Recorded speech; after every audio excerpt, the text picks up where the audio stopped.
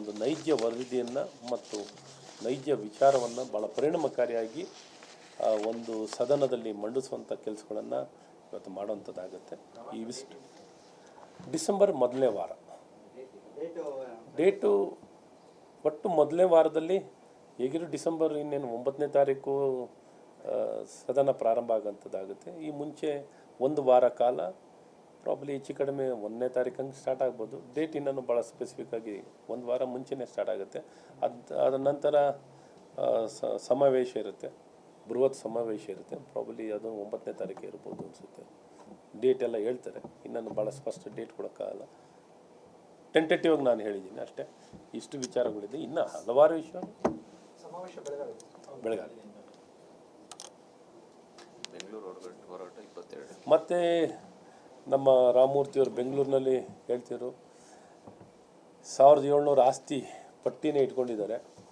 ಕಬರ್ಸ್ತಾನಿಂದ ಹಿಡಿದು 1900 ಆಸ್ತಿಗಳು ಈಗದೂ ಭಾಳ ಸ್ಪಷ್ಟವಾಗಿ ಇನ್ನೂ ಹೆಚ್ಚಿನ ರೀತಿ ತನಿಖೆ ಆಗಬೇಕು.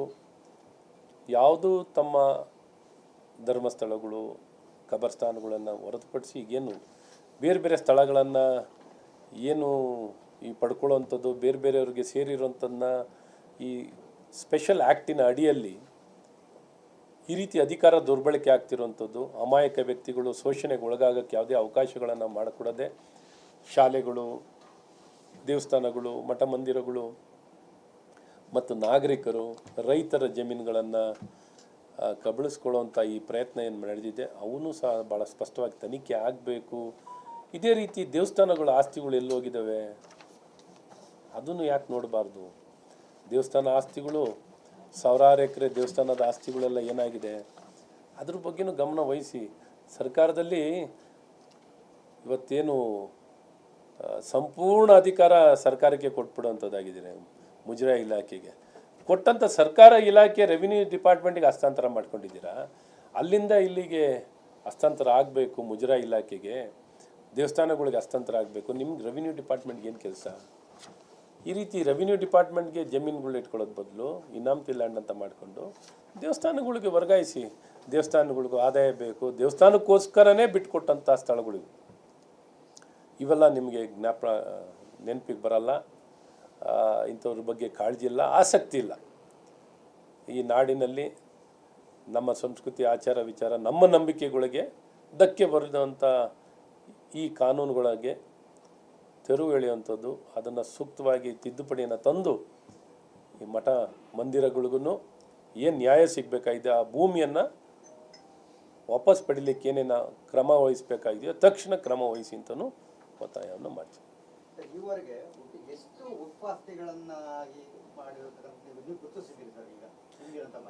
ಈಗಾಗಲೇ ಈ ದಿಕ್ಕಿನಲ್ಲಿ ಇವತ್ತೆಲ್ಲ ಮಾಹಿತಿಗಳನ್ನು ಪಡೆಯುವಂಥದ್ದಾಗ್ತಿದೆ, ಅರ್ಜಿಗಳನ್ನು ಪಡೆಯುವಂಥದ್ದಾಗ್ತಿದೆ. ಇವನ್ನೆಲ್ಲ ಪಡೆದು ಏನೆಲ್ಲ ಅದಕ್ಕೆ ಈ ಮಾಹಿತಿ ಕಲೆ ಹಾಕುವಂಥದ್ದು ಇವತ್ತೆಲ್ಲ ಜಿಲ್ಲಾ ಮಟ್ಟದಲ್ಲೂ 5 ಸದಸ್ಯರ ಸಮಿತಿಯನ್ನು ರಚನೆ ಮಾಡಿರೋದು. ಮುಖ್ಯವಾಗಿ ಎಲ್ಲ ಈ ರೀತಿ ಮಾಹಿತಿಗಳನ್ನು ಕಲೆ ಹಾಕಬೇಕು ಅನ್ನೋಂಥ ದೃಷ್ಟಿಯಲ್ಲೇ ಈಗಾಗಲೇ ಒಂದಷ್ಟು ಅಂಕಿಅಂಶಗಳು ಏನು ಮತ್ತು ಅದಲ್ಲದೆ ಈ ಒಂದು ಸಂದರ್ಭದಲ್ಲಿ ಪ್ರತಿಯೊಬ್ಬ ರೈತನು ಹಾಗೂ ಸಾರ್ವಜನಿಕರಲ್ಲಿ ವಿನಂತಿ ನಾವೇನು ಮಾಡ್ಕೋತೀವಿ ಅಂದರೆ, ನಿಮ್ಮ ಪಾಣಿಗಳ ಎಂಟ್ರಿಗಳನ್ನು ಚೆಕ್ ಮಾಡ್ಕೊಳ್ಳಿ. ತುಂಬ ಜನ ಮಾಡ್ತಾ ಇದ್ದಾರೆ.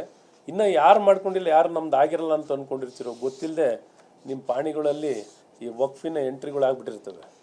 ಸೊ ಹಾಗಾಗಿ ಇದು ಎಚ್ಚರಿಕೆ ವಹಿಸ್ಕೋಬೇಕು. ನಿಮ್ಮ ಪಾಣಿಗಳ ಎಂಟ್ರಿಗಳನ್ನು ಪ್ರತಿಯೊಬ್ಬ ರೈತ ಮತ್ತು ನಾಗರಿಕರಲ್ಲಿ, ಸಾರ್ವಜನಿಕನಲ್ಲಿ ಸವಿನಯವಾಗಿ ಪ್ರಾರ್ಥನೆಯನ್ನು ಮಾಡ್ತೀನಿ.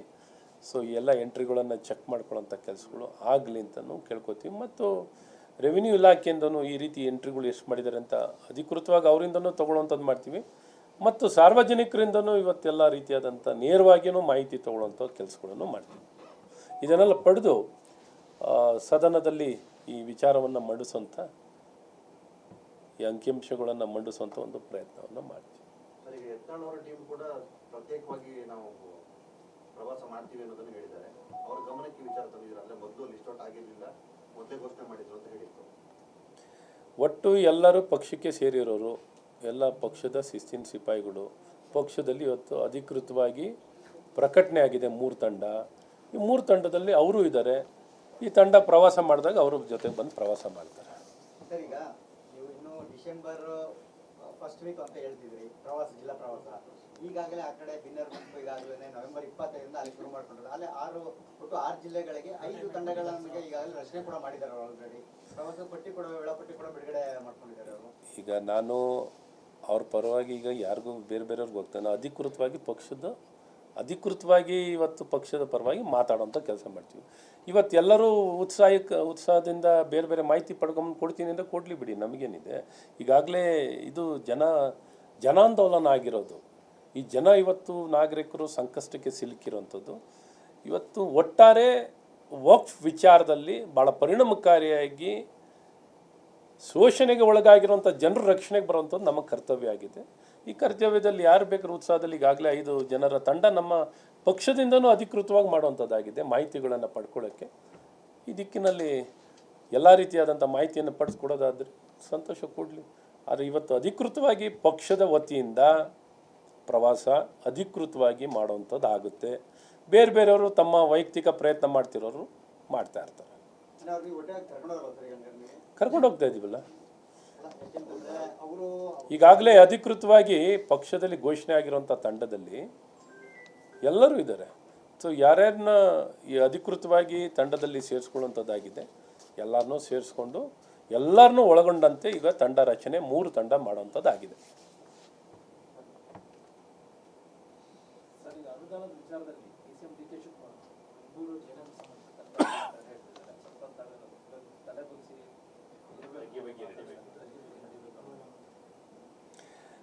ನೋಡಿ, ಇದು ಈಗ ಇವತ್ತು ಈ ಸಬ್ಜೆಕ್ಟ್ ಇದೆ, ಈ ಸಬ್ಜೆಕ್ಟನ್ನು ಆದರೂ ನೀವು ಕೇಳಿದ್ರಿಂದ ಹೇಳ್ತೀನಿ.